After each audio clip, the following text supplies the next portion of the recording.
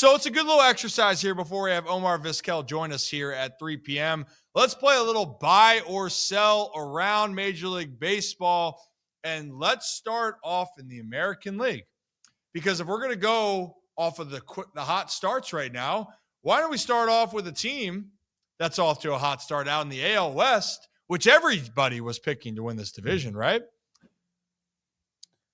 The Los Angeles Angels are sitting at 7-4, Zach. No phones in the locker room leads to wins. That's what it is. They're one game out of first place. You buying or selling the Los Angeles Angels? I'm selling. You're selling it. I'm selling. And why? They are having, if you look at their lineup, it is legitimately like Logan O'Hoppe, like all of them. It's, if you could write out before the season, if you went to the Angels, every player individually, and we're like, hey, let's go best case scenario. How do you start the first 13 games? Every single one of them would have written probably potentially even less than how they're producing.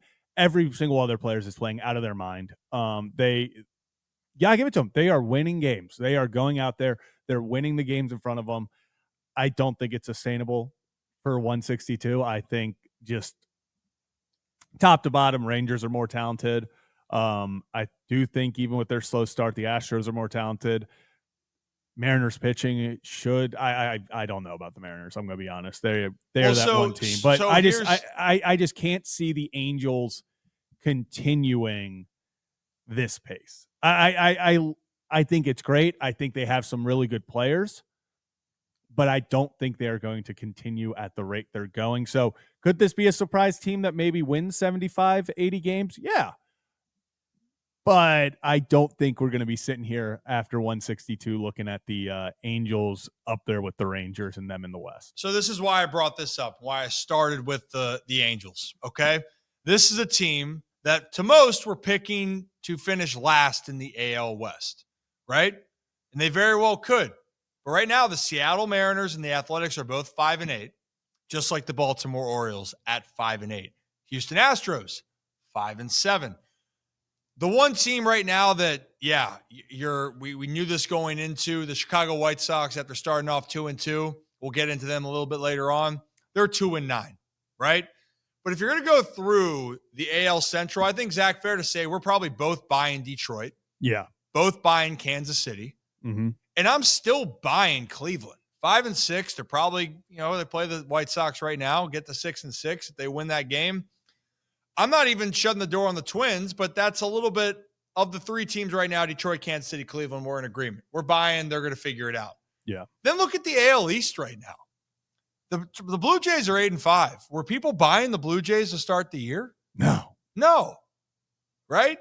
New York Yankees, 7-5. They got a lot of pitching concerns. Maybe not as much as Baltimore, but they have concerns.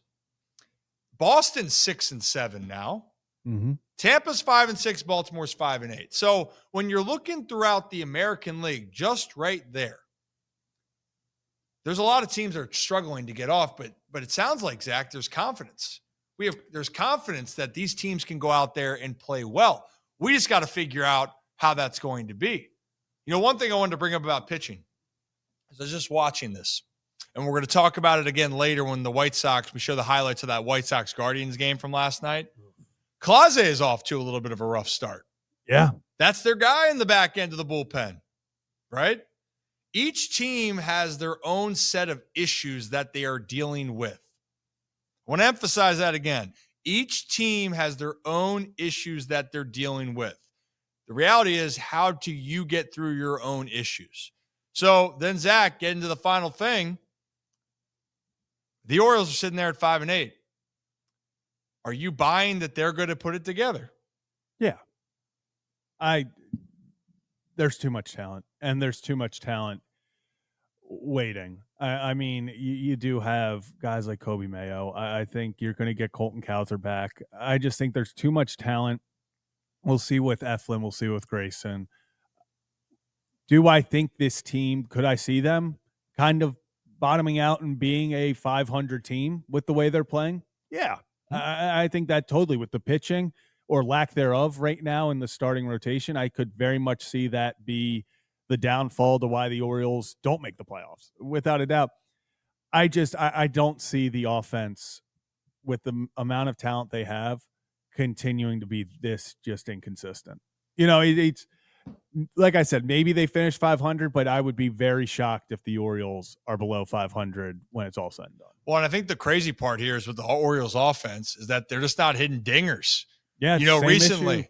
Right. And that was something if we're saying, oh, they're too reliant on the long ball. Well, they haven't been over the last week. Yeah. You know, early on they were. Last week they have not. So the Orioles are a team where, yes, they've hit into a lot of double plays, and I got to look at that real quickly on how hard some of these balls are hit. But if they're squaring balls up, it's a matter of time that they're going to put some things together. The bullpen has been very good outside of CNL Perez overall. Batista actually has a 6 ERA, and I'm not worried about him. He's only pitched a couple times, but everyone outside of Perez and Batista has been really good in the bullpen. So you have that mixed with the talent. And by the way, guess who has to do their spring training when the games matter? Gunnar Henderson. Yeah. So Gunnar is trying to work through. He started off 4 for 25, a guy that last year had 75 extra base hits, had over 35 jacks. I think it was 37 was the number. So MVP caliber, he's 4 for his first 25 to start the season. So there's so many different elements here that we can talk about with the Orioles themselves. But that's why when we played that game of buy or sell, each team you can make a case.